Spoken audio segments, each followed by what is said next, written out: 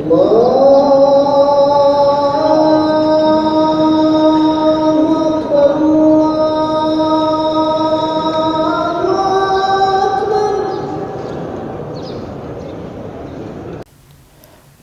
ونصلي على رسوله الكريم اما بعد فاعوذ بالله من الشيطان الرجيم بسم الله الرحمن الرحيم ان الذين قالوا ربنا الله ثم استقاموا تتنزل عليهم الملائكة الا تخافوا ولا تحزنوا وابشروا بالجنة التي كنتم توعدون صدق الله العظيم اللهم صل على سيدنا محمد وعلى آل سيدنا محمد وبارك وسلم۔ اللہ تبارک و تعالیٰ نے ہمیں دین اسلام کی نعمت عطا فرمائی ہے، اور اسلام مل جانے کے بعد، ایمان کی دولت مل جانے کے بعد پھر اس کے اوپر ڈٹے رہنا، استقامت کے ساتھ عمل پیرا ہونا، یہ ہر مسلمان سے اللہ رب العزت تقاضا کر رہے ہیں۔ چنانچہ قرآن مجید کے اندر اللہ تعالیٰ کا ارشاد ہے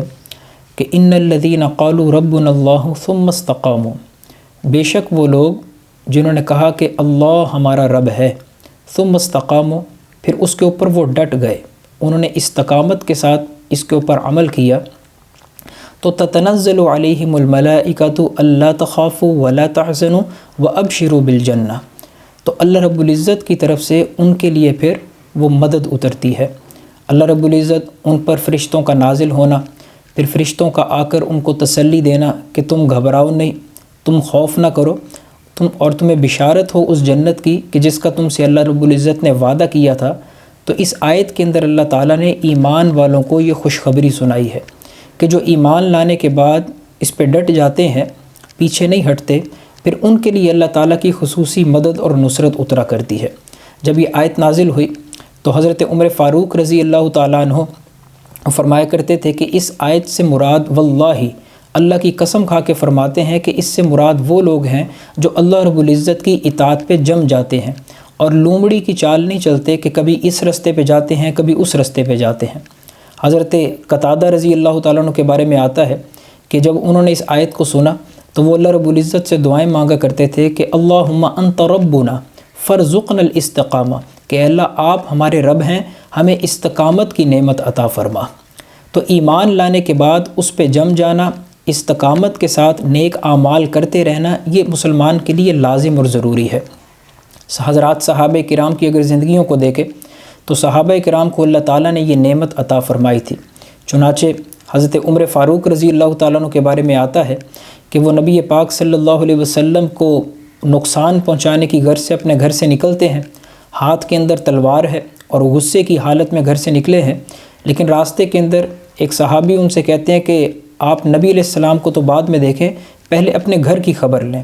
اپنی بہن کی طرف جا کر دیکھیں کہ انہوں نے بھی اسلام قبول کر لیا ہے، آپ کی بہن بھی مسلمان ہو چکی ہیں اور آپ کے بہنوئی بھی اسلام قبول کر چکے ہیں۔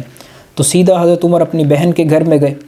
تو ان کی بہن قرآن مجید کی تلاوت کر رہی ہیں، حضرت خباب رضی اللہ تعالیٰ عنہ وہ ان کو قرآن پڑھا رہے ہیں۔ تو جیسے ہی پتہ چلا تو انہوں نے اپنی بہن کو مارنا شروع کر دیا، اور اس قدر ان کو مارا ہے کہ ان کے چہرے سے وہ خون نکل آیا۔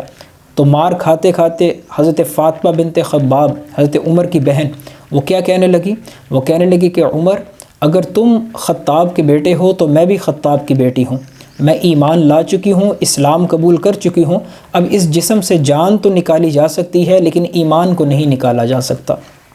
علماء نے اس کے اوپر لکھا ہے، فرمایا کہ حضرت عمر رضی اللہ تعالیٰ عنہ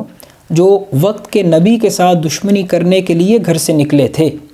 اور غصے کی حالت کے اندر تھے، لیکن جب انہوں نے اپنی بہن کی استقامت کو دیکھا کہ ایمان کے اوپر اللہ کی محبت پر اس قدر استقامت ہے کہ مار کھا رہی ہیں، لہو لہان ہو رہی ہیں، لیکن ایمان وہ دامن مصطفیٰ ہاتھ سے نہیں چھوٹا، تو اس استقامت کی برکت سے اللہ تعالیٰ نے حضرت عمر کو بھی ایمان کی دولت عطا فرما دی ہے۔ تو ہر مسلمان سے اس کا تقاضا ہے کہ ایمان لانے کے بعد استقامت کے ساتھ اپنی زندگی کو گزارے۔ چنانچہ ایک صحابی نبی پاک صلی اللہ علیہ وسلم کے پاس حاضر ہوئے اور عرض کرنے لگے کہ اللہ کے نبی کوئی نصیحت فرمائے۔ تو آپ صلی اللہ علیہ وسلم نے فرمایا کہ قل آمنت باللہ ثم استقم، کہ تم یوں کہو کہ میں اللہ پر ایمان لے کر آیا، پھر اس کے اوپر ڈٹ جاؤ۔ یعنی اس حدیث میں کیا بیان فرما دیا کہ کسی بھی طرح کی حالت آ جائے، صحت ہو یا بیماری ہو، خوشی ہو یا غمی ہو، وہ امیری ہو یا غریبی ہو، کسی بھی اعتبار سے انسان جس بھی حال میں اپنی زندگی کو گزارے، وہ ہر حال کے اندر اللہ رب العزت کی ذات سے جڑا رہے، اللہ سے مدد مانگتا رہے، عبادات کے اندر وہ سستی نہ دکھائے، عبادات کے اندر اخلاص کے ساتھ استقامت کے ساتھ لگا رہے۔ جیسے کہ ابھی رمضان کا مہینہ چل رہا ہے، تو ہم خود اپنے معاشرے کے اندر، میں اور آپ، ہم دیکھتے ہیں کہ تراویح کے اندر مساجد میں شروع کے کچھ روزوں کے اندر وہ تعداد نمازیوں کی زیادہ تھی، لیکن آہستہ آہستہ نمازیوں کی تعداد کم ہو چکی ہے۔ اب جیسے جیسے رمضان ختم ہو رہا ہوگا، عید کا دن قریب آئے گا، تو آخری عشرے کے اندر دوبارہ تعداد بڑھ جائے گی۔ حالانکہ نماز کا ادا کرنا یہ صرف رمضان کے اندر فرض نہیں، یہ تو سارا سال فرض ہے، لیکن استقامت نہیں ہے، سستی پیدا ہو جاتی ہے۔ تو اس چیز کے اوپر اللہ سے دعائیں مانگنی چاہیے۔ حضرت قتادہ رضی اللہ تعالیٰ عنہ وہ اللہ رب العزت سے دعائیں مانگا کرتے تھے کہ اللہم انت ربنا فرزقنا الاستقامت، یعنی استقامت یہ اللہ سے مانگنے والی چیز ہے، اس کو اللہ سے مانگا جائے کہ اللہ آپ ہمارے رب ہیں، ہمیں استقامت کی نعمت عطا فرما۔